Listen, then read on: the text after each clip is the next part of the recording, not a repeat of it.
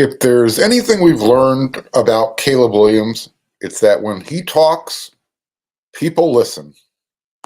You are Locked On Trojans, your daily podcast on the USC Trojans, part of the Locked On Podcast Network, your team every day.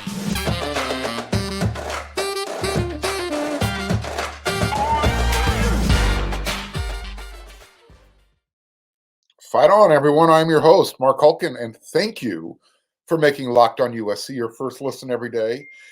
Whether you're watching on YouTube or wherever you like to download your podcast, we are free.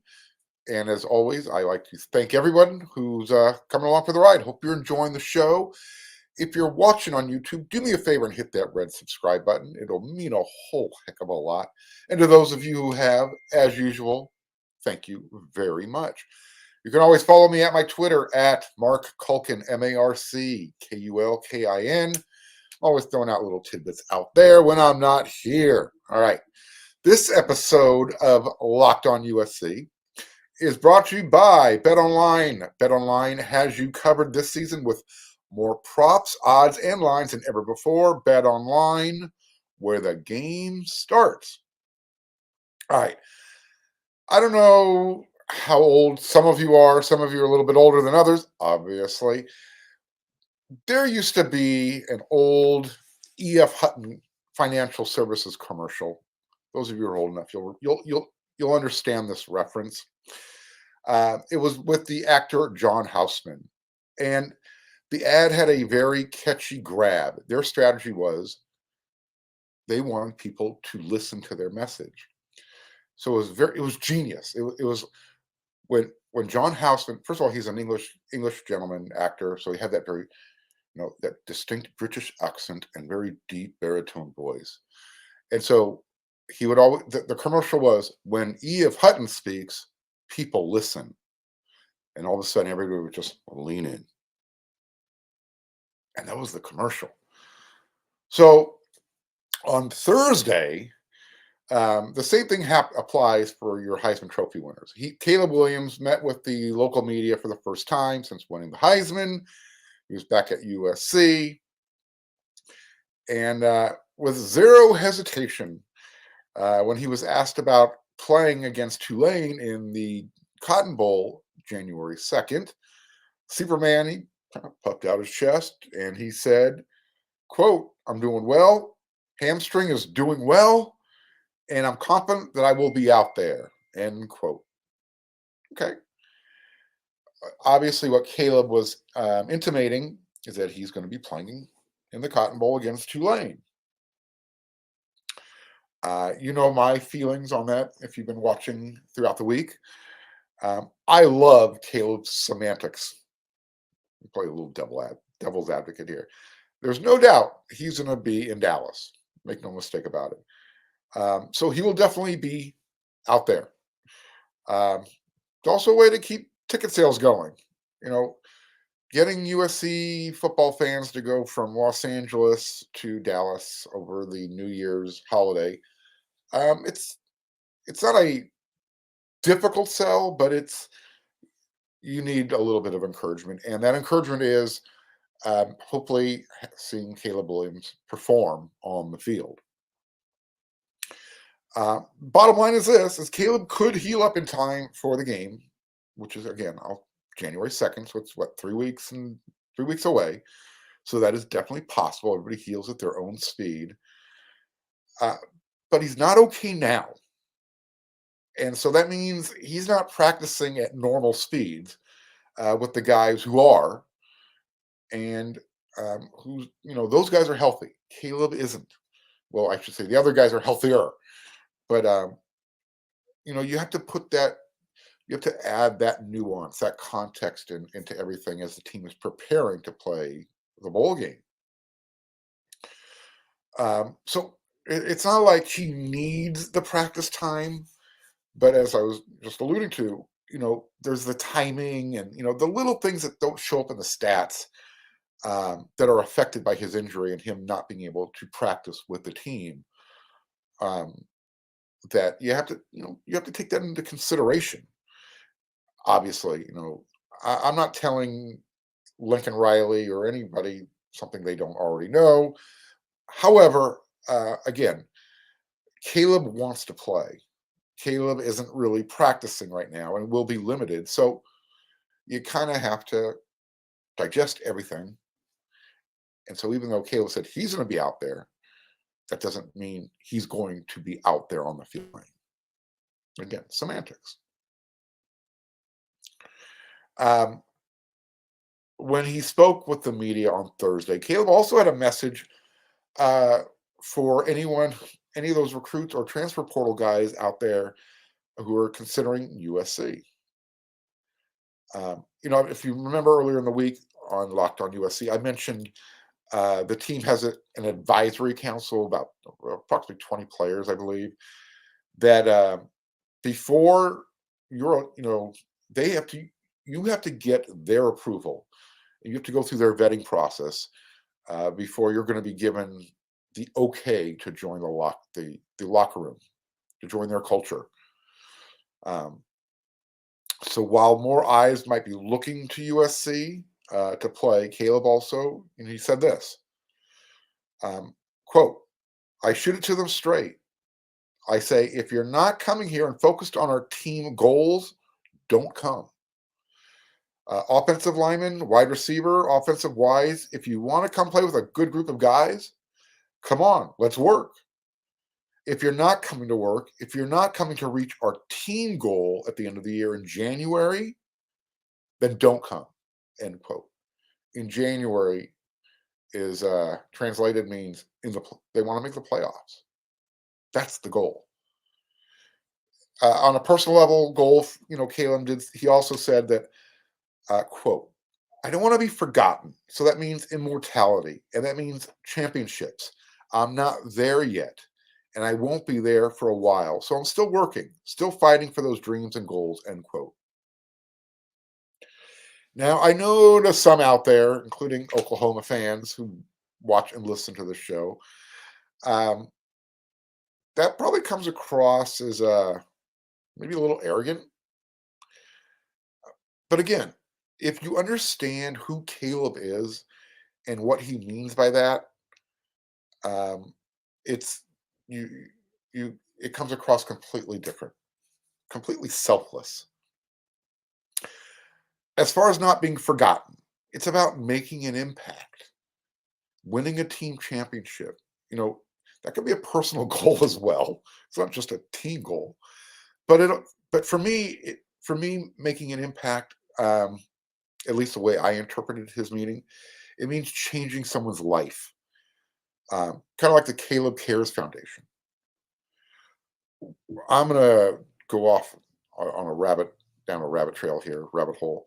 When I used to coach high school basketball, I knew I made an impact after a loss. So I was the head freshman basketball coach at Rigetti High School back in the 90s, late 90s. And I was also the assistant at the varsity level for Coach Ron Barba. And Coach came to me one day and said, "Mark, I need someone to take over the freshman team. I'm not happy with what's going on there. Would you be interested?" I was like, "Yeah." It's my first coaching opportunity. You don't say no. Even if you fail, you learn from failing. Anyways, I took the opportunity. The freshman team, I think they had lost their first 4 or 5 games. I walked out there and it looked like chaos. I took the basketballs, put them on the rack. I had everybody line up. My basketball practice consisted basically an hour and 45 minutes to 2 hours. The first 45 minutes to an hour, the ball didn't come out. It was all defensive skill drills, just footwork, conditioning, that type of stuff. Long story short, and I'll only because we are limited in time, and I'll talk about the story in more in depth at another time. But long story short, at the end of the year, the team made the championship game. We lost. And I take responsibility for that because I'm a very passionate guy. I ended up getting 2 technicals in the game. We lost by 3 points.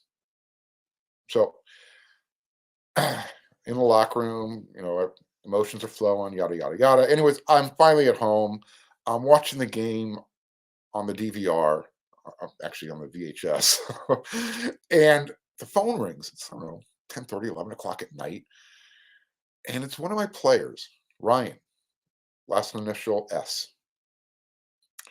Wasn't a starter, came off the bench, but he's like, "Hey, coach, the team kind of noticed that you were taking the loss really hard, and we just want to let you know that we win as a team, we lose as a team, and on a personal level, I want you to know that I think I'm ready to go on to the next level now, and I don't know if I would have been able to do that without you. And I just wanted to say thank you, and I wanted to say thank you from the team. I was elected to make the phone call." Wow. As you can see, I'm getting a little choked up still. This is over 20 years ago, but I knew I made an impact. I had an impact, at least on one player's life. He said, "Look, I'm going to be able to use these skills you taught me, not just on the basketball court, but in life. Not to ever give up, just to keep fighting." I took a little bit of that USC stuff into the locker room there. So one of the things I made them do is they had to watch the Jim Valvano speech. Don't give up. Don't ever give up. And that was our mantra. We lived by that.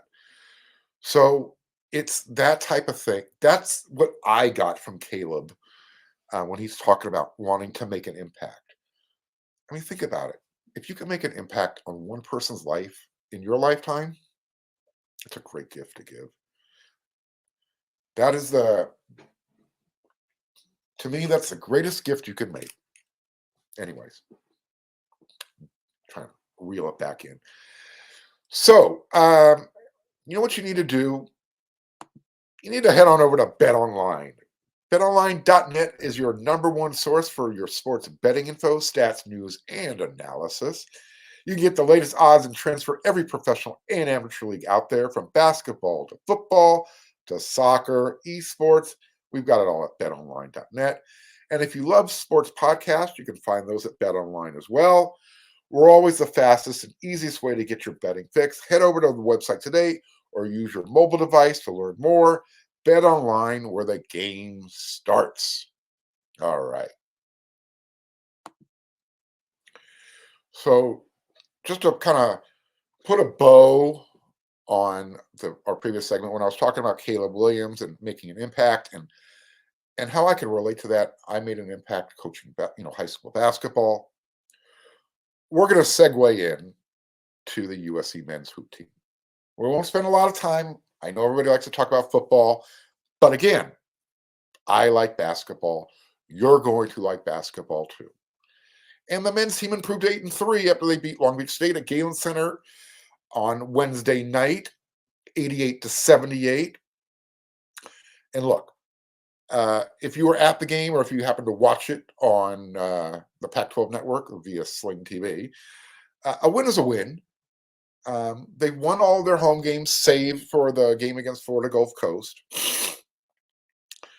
And while the team is still, they're better today, a month later, than that loss against Florida Gulf Coast University, FGCU. They're still not winning games convincingly, especially at home against teams they should be beating convincingly, such as Cal State Fullerton last week, Long Beach State this week. And that's a little concerning for me. Again, they're better. You can see improvement, but there's still a lack of consistency on this team. Against Long Beach State, they scored the first 7 points of the game. And then they even used a couple of good scoring runs in that first half, big scoring runs. I think one was a 12-3, another one was a 13-3 or 13-4, something like that. Anyways, they led by 16 points. It was their high point in the first half. With less than 8 minutes to go in the game, they led the Beach by 1 point. That's what I'm referring to. So if you watch the team play, you'll understand where I'm coming from. They need a point guard desperately. They need somebody who can control the offense. Um, they had a couple of guys. Well, the team itself, they finished with believe it or not, a team high 24 assists. Um, so ironically, even though they need a point guard, they were moving the ball and they were scoring when they moved the ball. And they also tied for their team high this year with 11 3-pointers made. Now, after the game, as I just alluded to, Coach Enfield said we've really improved the last few weeks offensively. Our guys are really making a conscious effort to straight line drive. Remember Boogie Ellis against Fullerton with that Euro step? Anyways, I digress. Straight line drive to get in the paint and kick it out, make the extra pass, and then step in when you're open for the 3-point shot. We're getting better at shooting open shots when they're there, and if not, driving it. We're playing the right way offensively. I agree. They look good offensively for the most part last night against Long Beach State, so they improved from Fullerton to Long Beach. Now, what I saw was a more aggressive team. Specifically, I've mentioned Reese Dixon Waters in the past. Well, against Long Beach, Trey White and Reese, they each scored 20 points, career highs.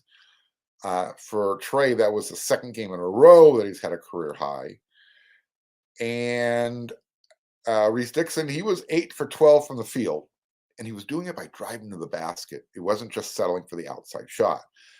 Although he made half of his 3-pointers, it was 2 for 4. It was just his best, I don't know, his best all-around game that I've seen this season. It reminded me of how he played against Miami in the tournament. Hurt. So that's what you need from this team. You need these young guys to continue to develop. The Trey Whites, the Reese Dixon Waters, the Malik Thomases. When he comes off the bench, he's one of the most aggressive players. He just needs to play within the flow of the game, and his playing time minutes will increase. I love his game. Now, overall, in general, Enfield said, he can see how the team is developing. They're getting better and better, and now we need our bench to keep playing hard, and we just got to keep improving. Well, duh, big red truck. I say that all the time when a fire truck goes by. Andy's right. The team just has to get more consistency. The guys on the bench have to know their roles, and maybe this is where Reese Dixon Waters finds his role, coming off the bench, being that that fill the bucket type of guy, because that's the type of player he is. Now, what I'm starting to see is the Trojans' lack of size is going to be an issue this year. This is the second game in a row where if Josh Morgan's not out there with size, you got Kinjani Wright. He's thick, but he's not as tall. And then you've got Euro that is really raw. Now, they're getting hurt on the offensive glass. The other team is hurting USC. They're out hustling them. And if they're not grabbing the ball, they're at least getting their hand and they're tipping it out to their guys. So that's going to have to change dramatically if USC is going to get better and improve. Defensively, the philosophy and the effort, it's there for the team. They're trying to work in concert together, and they're good in spurts, sort of like the offense. And I'm talking about the defense.